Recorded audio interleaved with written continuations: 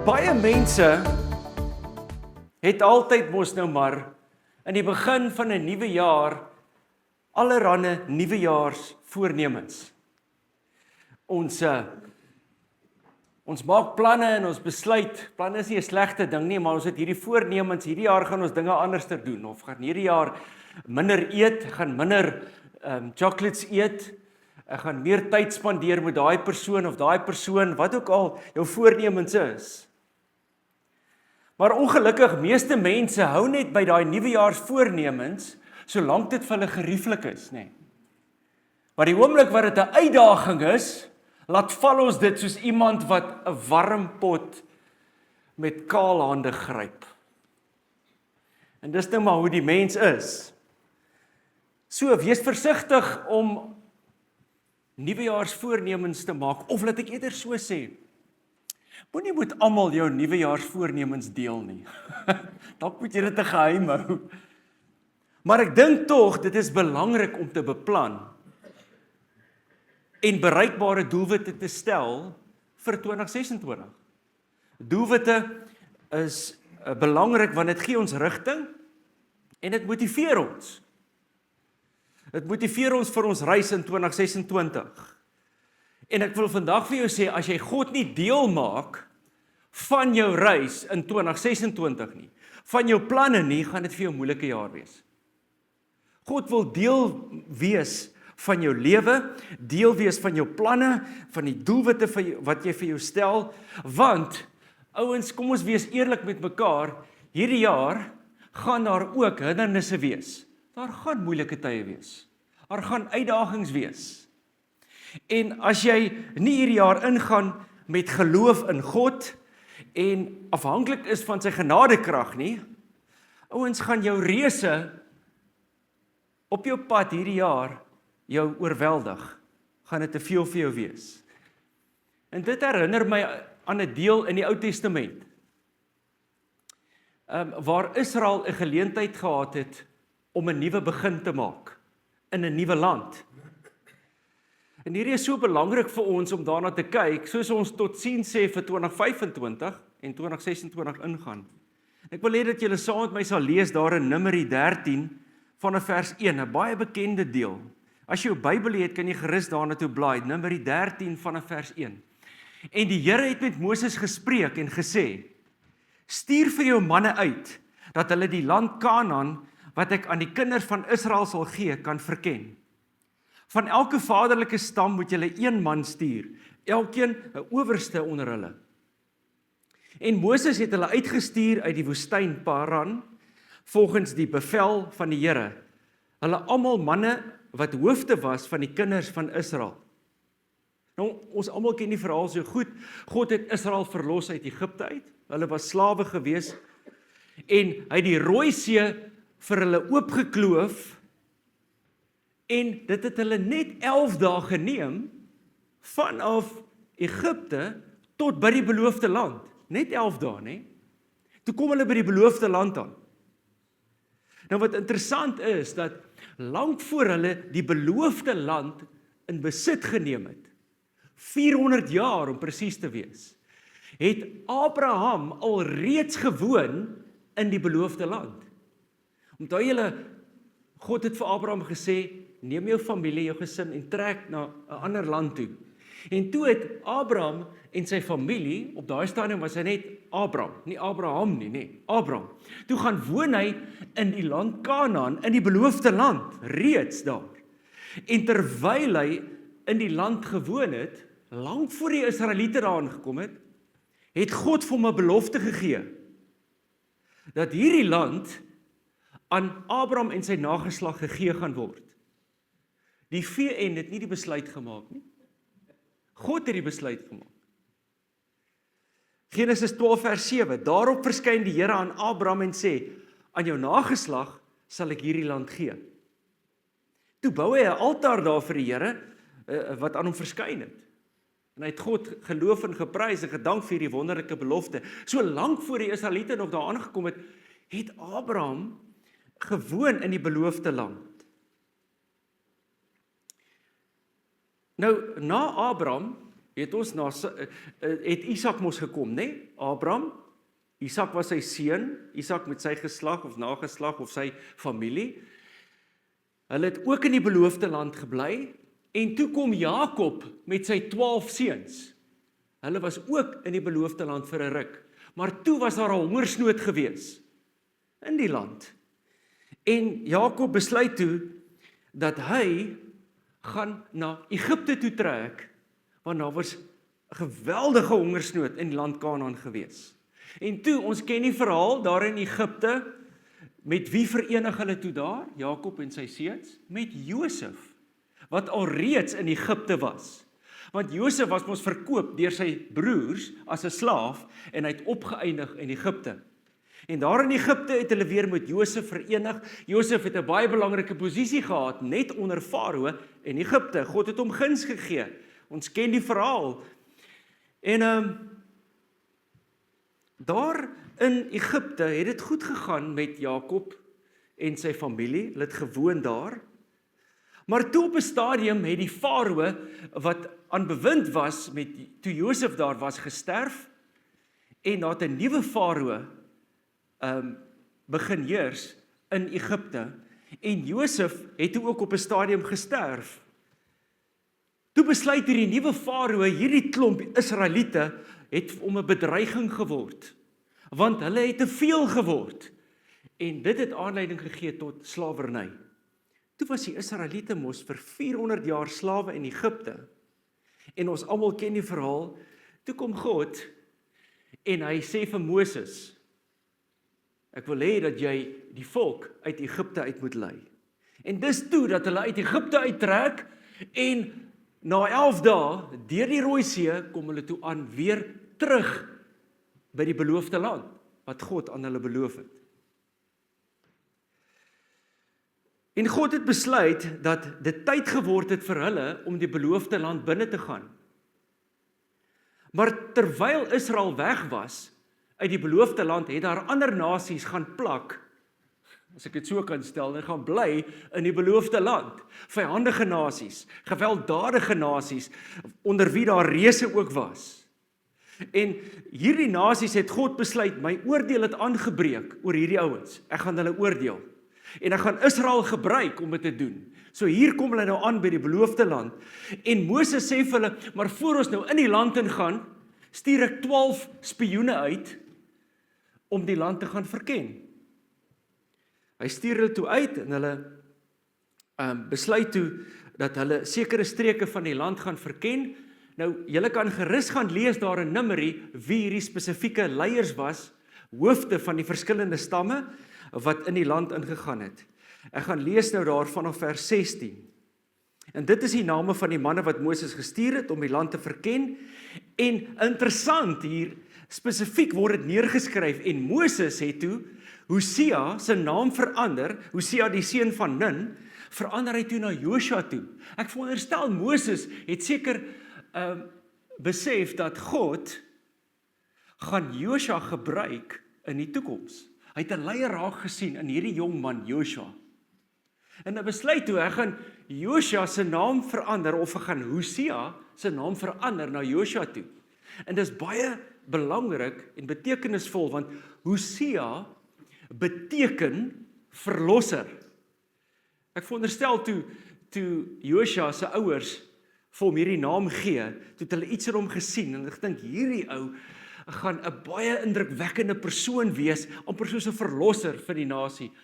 Maar toe kom Moses, en God gebruik vir Moses, dink ek, en hy plaas die klem toe weer op dit wat belangrik is, en hy verander sy naam na Josua toe, en Josua beteken God is verlossing, of Yahweh red. Yahweh red. Sien nou, ons in die antieke tyd was name en die betekenis van name baie belangrik geweest. En ek dink veral in die toekoms, ons weet mos Josua het by Moses oorgevat. En God het Josua kragtadig gebruik, en in Josua se leierskap, waar hy die volk gelei het na Moses, was hy baie maal gekonfronteer met moeilike omstandighede, moeilike oorlog van sterk nasies, En elke keer as hy gedink het, dit gaan te moeilik raak, en hy dink aan die betekenis van sy naam, het hy elke keer besef, hy is nie alleen nie. Het hy besef, God red. God is my verlossing. Ek hoef dit nie in my eie krag te doen nie. Want baie van hierdie nasies, wat Josua, onder leiding van Josua en die weermag, vernietig moes word, onder hierdie nasies, ouens, was daar reëse gewees. Letterlik, reëse. Groot manne, ouens wat 8 voet, 9 voet was, wat 'n kragtige weermag was. En elke keer as hy gedink het, Here, hoe gaan ons as klein Israeliese soldate hierdie ouens vernietig? Dan besef hy, maar ek hoef dit nie in my eie krag te doen nie. God is my verlossing, hy is my redding, hy is saam met my. God is my redder. So, daar verander Hosea se naam toe na Josua toe. En hy was ook die een wat die volk in die beloofde land ingelei het op die ou einde. Moses het die volk nie ingevat nie, né? Josua het die volk deur die Jordaanrivier geneem en hy het die volk in die beloofde land ingevat. En ons ken die verhaal so goed. Die eerste stryd wat hulle toe gehad het, was Jerigo. 'n baie prominente stad in die beloofde land, die stad Jerigo. En as ons kyk dan die verhaal en ons dink terug, dan besef ons net hoe God se hand op die volk was, hoe God hulle gered het en verlos het en ingegryp het en die stryd vir hulle gestry het en daai oorlog vir hulle gewen het. Want God is die redder. God is ons redding. In onsself kan ons dit nie doen nie. Ja, ons is deel van die proses, maar in onsself kan ons nie hierdie stryd wen nie. God, saam met ons, kan die onmoontlike doen. God se hand was op die volk gewees. Hy het die oorwinning gebring vir die volk. Al wat hulle moes doen, was om gehoorsaam te wees aan God. Hulle moes net hulle deel doen van God se plan, want God het 'n plan gehad. Hulle moes die moontlike doen, en God het die onmoontlike gedoen. Onthou dit in 2026. Doen jy net wat menslik moontlik is, en God sal die res doen. God sal die onmoontlike doen. Nou kom ons lees verder. So, Moses het hierdie spioene in die land ingestuur. Vers 21, en hulle het opgetrek en die land verken van die woestyn Sin af tot by Rehob, na die ingang van Gamat. Hulle het in die suideland opgetrek en tot by Hebron gekom, en daar was Ahiman, Sesai en Talmai, die kinders van die Enakiete, volke wat uit reëse bestaan het. En Hebron is 7 jaar voor Soan in Egipte gebou, vers 23. Daarom het hulle tot by die dal Eskol gekom en daar 'n rank met 1 tros druiwe afgesny. En 2 het dit aan 'n draagstok gedra, ook van die granate en van die vye. Dink vir my na 'n goeie dieet daai, nê. Die spioene het Hebron bereik. Hulle het deur die land gegaan en hulle was gekonfronteer met hierdie gedigte inwoners van Hebron, die Anakiete, wat reëse was. En hierdie vers gee vir my aanleiding tot die spioene se vreesaanjaende verslag oor hierdie beloofde land. Nie net het hulle by sterk stede uitgekom met hoë mure nie, maar hulle was gekonfronteer met die reëse, die Enakiete. En hulle het so groot geskrik en was so bang dat hulle nie die belofte wat God aan hulle gegee het, aanvaar het nie, en in die beloofde land wou ingaan nie. Net Joshua en Caleb was positief hieroor, het gesê ons kan dit doen, maar hierdie ouens was te bang gewees. Ouens, hierdie land was so vrugbaar, dat dit 2 ouens gevat het om 1 tros druiwe te dra. Kan jy jouself voorstel, hoe groot was daai druiwe gewees, daai vrugte? So na verloop van 40 dae, wat die spioene in die beloofde land verkenning gedoen het, het hulle teruggekeer, en toe het hulle verslag gegee oor die land. Vers 27, en hulle het hom vertel en gesê, vir Moses vertel en gesê, ons het gekom in die land waarheen U ons gestuur het. En waarlik, dit loop oor van melk en honing En dit is sy vrugte, en hulle wys toe hierdie druiwe, hierdie vye, hierdie granate. Maar, hier kom nou die menslikheid nou weer in, maar, die volk wat in die land woon is sterk, en die stede is versterk en baie groot, en ons het daar ook die kinders van die Enakiete gesien, met ander woorde, daai reëse, ons het hulle ook gesien daar, ons was met hulle gekonfronteer, en die Amalekiete woon in die Suidland, maar die Hetiete en die Jebusiete, en die Amoriete woon in die gebergte, en die Kanaaniete woon by die see, en aan die kant van die Jordaan. Toe het Kaleb die volk stil gemaak, want hy het sommer gesien, hier gaan ons nou weer, nee. En hy maak die volk stil, teenoor Moses, en hy sê, laat ons gerus optrek, en dit in besit neem. Kom ons vat hierdie ouens, man, want ons kan dit sekerlik oorweldig. Hy en Joshua was oortuig dat God, net soos hy hulle deur die dooie see gevat het, deur die Jordaan geneem het, sal God hulle ook in die beloofde land inneem, en hulle sal hierdie ouens kan verslaan. Maar hierdie ouens was so negatief. Maar die manne wat saam met hom opgetrek het gesê, ons kan nie teen die volk optrek nie, want hulle is sterker as ons. So het hulle dan die slegte gerugte oor die kinders van Israel versprei oor die land wat hulle verken het, deur te sê, die land wat ons deurgetrek het om dit te verken, is 'n land wat sy inwoners verteer, en al die mense wat ons daarin gesien het, is groot manne. Toe beïnvloed hulle die hele volk, hulle maak hulle almal negatief.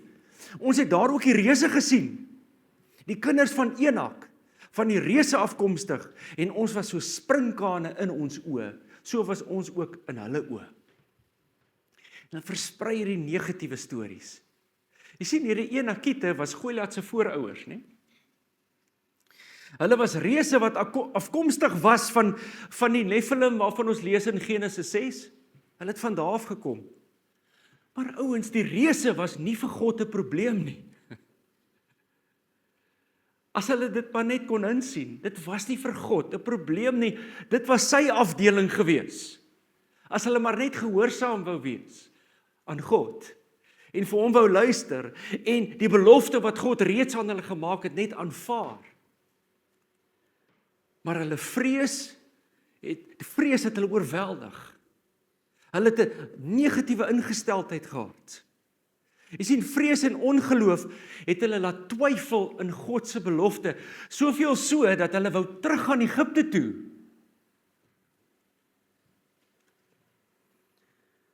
En ek weet, dis nie altyd maklik seker om ontslae te raak van negatiewe denke en emosies wat veroorsaak word deur jare se swaar kry nie. Onthou, hulle was daarom vir 400 jaar slawe gewees in Egipte. Dis 'n lang tyd. 400 jaar. Maar ouens, dis nie onoorkombaar nie. Moenie toelaat dat vrees en ongeloof jou vashou in 2026 nie.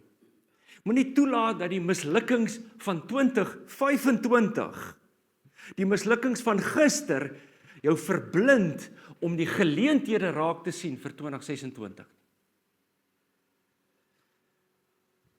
Want God wil groot dinge vir jou doen in 2026.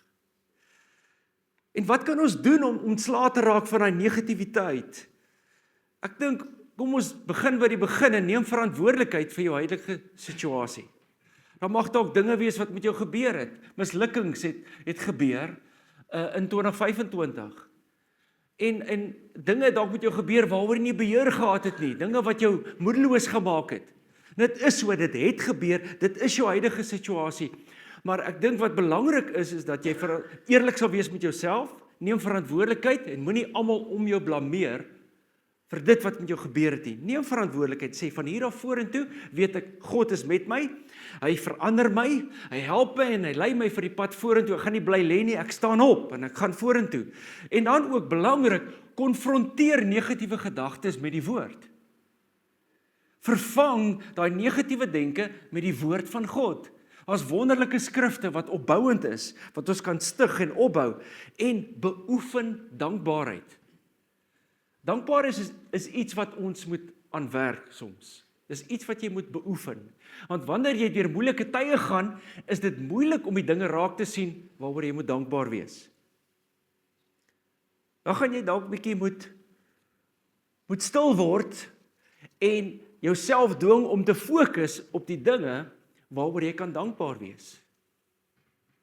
Beoefen dankbaarheid, dit gaan jou help om ontslae te raak van 'n slagoffermentaliteit, om ontslae te raak van die mislukkings van 2025. Ek meen, en ons mag dalk die vraag vra, goed, God het hierdie belofte vir hulle gegee, vir die beloofde land. Hoekom het hy dan nie net die reëse verwyder nie? God wil jou deel maak van die proses. Hy maak jou deel van die proses. En God gebruik reëse in ons lewens. God sê vandag vir jou, ek gaan nie die reëse verwyder uit jou lewe nie. En ek wil ook nie hê jy moet om hulle hardloop nie. En ek wil ook nie hê jy moet terughardloop nie. Jy moet nie weghardloop nie. Die enigste pad vorentoe is deur hulle. En ek gaan jou lei.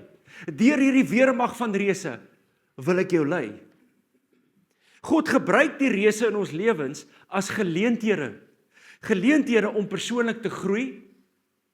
Dis 'n geleentheid vir jou om jou geloof te bou en te versterk. En karakterontwikkeling vind plaas. Hoe groter die stryd, hoe groter die oorwinning. God leer ons om op hom te vertrou. God leer jou om op hom te vertrou en om die struikelblokke in jou lewe te verander in stepping stones. Dis trappe om hoër op te beweeg.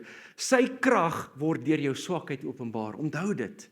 So as jy 2026 sonder God wil aanpak, gaan jy gou baie negatief raak. En dit kan maklik gebeur. Ouens, 10 van die 12 spioene wat die beloofde land gaan verken het 'n negatiewe verslag gebring en het nie kans gesien om die beloofde land in te gaan nie. Net Josua en Caleb was bereid om dit te doen, want hulle het geweet God was met hulle. Hierdie ouens se vrees en ongeloof het veroorsaak dat hulle 40 jaar in die woestyn in sirkels geloop het. Dit het 11 dae geneem, ouens, luister gou mooi, 11 dae tot by die beloofde land uit Egipte uit. En toe het die verkenners nog 'n verdere 40 dae in die beloofde land gaan verken. So altesaam kon dit hulle net 51 dae geneem het om die beloofde land in te gaan. Maar as gevolg van hulle vrees en ongeloof, het dit hulle 40 jaar geneem. 40 jaar geneem. En God was so woedend toe hulle nie die beloofde land wou ingaan nie, dat hy hulle wou uitwis. Dit het gekos dat Moses by God pleit, sê Here, moenie u volk vernietig nie. U is 'n regverdige God en u het beloftes gemaak en hoe gaan dit vir die ander nasies lyk as u u eie volk vernietig? En God sê, goed, ek sal hulle nie almal vernietig nie, maar hierdie geslag wat murmureer en kla en so negatief is, hulle sal eers uitsterf. Hulle gaan eers uitsterf in die woestyn. En net Josua en Caleb het op die ou einde die beloofde land ingegaan. Net hulle twee. Maar wat vir my aangrypend was, hoe God vir Josua, toe hulle nou uiteindelik weer na 40 jaar by die beloofde land uitkom. Die volk onder leiding van Josua. Hoe God vir Josua 'n plan en strategie onder gebed gegee het om die beloofde land in besit te neem. Om die eerste stryd aan te pak in die beloofde land. En dit was die stad Jerigo. 'n Baie groot stad met baie hoë en dik mure wat hulle moes ingaan. Wat gevul was met Kanaaniete, reëse. En God wou saam met sy volk hulle begelei sodat sy oordeel kan val oor hierdie Kanaaniete. En God het besluit dat ek hierdie ouens totaal gaan vernietig. Alles. Hulle moet almal doodmaak. Almal moet doodgemaak word. En dis nie 'n besluit wat God oornag geneem het nie. God het genoeg gehad van 'n goddelose volk Vir 400 jaar het hierdie ouens in totale goddeloosheid geleef. Ag ouens, noem het, en dit het hulle aangevang. En die ergste was seker kinders wat hulle geoffer het. Dis wat hierdie ouens gedoen het, afgode aanbid het. Bestiality, kannibalisme, dit het rof gegaan. Dis hoe hierdie ouens was. En God het toe op genoeg gehad van hierdie ouens. En hulle was reëse ook. Hulle bloedlyn was besoedel gewees. En God sê, ek gaan Israel gebruik om my oordeel te laat afkom en te laat vel oor hierdie nasie. Maar die ouens, Israel moes in God vertrou het. Hulle moes God vertrou het en hulle deel van God se plan uitgevoer het. En onder gebed het God vir Josua 'n plan en 'n strategie gegee hoe hulle dit gaan doen. En ons ken dit so goed, né? Vir 6 dae moet hulle 1 keer 'n dag om die stad loop en op die 7de dag 7 maal om die stad loop. En as die priesters die bassein uitroep of die bassein blaas, dan moet die hele volk kliphard juig en jubel en skreeu en dan sal God ingryp. En dis wat ook toe gebeur het, toe die mure ingeval. En God het toe sy deel gedoen. Die onmoontlike. Dit het God toe gedoen. Al wat hulle moes gedoen het, was om gehoorsaam te wees aan God se plan en strategie wat hy vir hulle gegee het. Ouens, in hierdie jaar wil ek hê dat ons 2026 op die regte manier begin. En dit is met gebed. Jy sien, onder gebed gee God vir ons gewoonlik 'n plan en strategie. Dit bly nie net by gebed nie, dan moet ons die plan deurvoer, maar dit begin by gebed in God se teenwoordigheid. As jy net 'n strategie en 'n plan het, dis jou eie planne, lei dit gewoonlik na 'n mislukking. Maar as jy God se aangesig eers soek onder gebed, is God getrou en hy gee vir jou 'n plan en strategie vir die pad vorentoe. En dan moet ons dit deurvoer. En ek wil julle aanmoedig en uitnooi en uitdaag om saam met my hierdie jaar, weer soos verlede jaar, 21 dae te vas en te bid. Vanaf 18 Januarie tot 7 Februarie. Nou voor jy benoud raak, jy hoef nie totaal van kos te vas vir 21 dae nie. Net soos die Here jou lei, jy kan van enigiets vas. Dalk wil jy net van vleis vas. Dit gaan moeilik wees.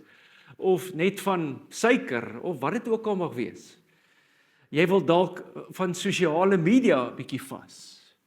Of van verkeerde vriende, of van een of ander ding in jou lewe, wat jy gevoel het, dalk prioriteit geniet, en God se plek ingeneem het in jou lewe. Wat dit ook al mag wees. Laat die Gees jou lei vir 21 dae, vanaf 18 Januarie tot 7 Februarie. Maar wat baie belangrik is in hierdie vastyd, is dat ons sal bid. Onthou vas, waar ons nie eet nie, en ons bid nie, is net 'n dieet wat jy volg. Jy moet bid ook. Gebed is baie belangrik, dit moet deel wees. So, vir 21 dae wil ek julle uitnooi om saam met my stil te word vir die Here, en God se aangesig te soek vir die pad vorentoe, vir die toekoms, vir 2026, net soos die Here jou lei. En onthou, wanneer ons vas en bid, dra ons nie God se arm nie. Die hoofdoel van vas en gebed is, ons belyn onsself met God se wil in ons lewens. En dis onder daai gebed, waar God vir ons nuwe planne gee, wysheid gee en leiding gee vir die pad vorentoe. So ek wil julle uitnooi om dit saam met my te doen.